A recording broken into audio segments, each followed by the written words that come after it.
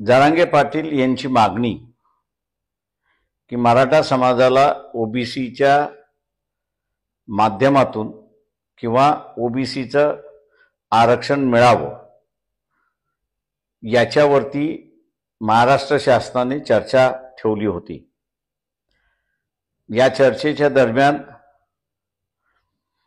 पक्षाच्या वतीने जी भूमिका आहे तीच भूमिका मांडण्यात आली की ओबीसीचं आरक्षण वेगळं असलं पाहिजे आणि मराठा समाजाचं आरक्षण वेगळं असलं पाहिजे। परंतु या बैठकीमध्ये एनसीपी शरद पवार, काँग्रेस आणि उद्धव ठाकरे शिवसेना हे उपस्थित नव्हते आणि या कारणास्तव त्या ठिकाणी सुचवण्यात आलं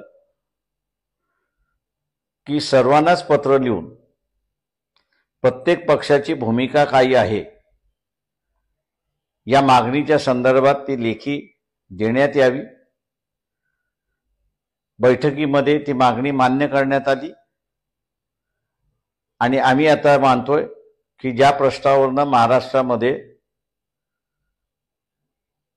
दुबगला असं दिसतंय, कदाचित ते एकत्र येण्याची प्रक्रिया सुरुवात होईल।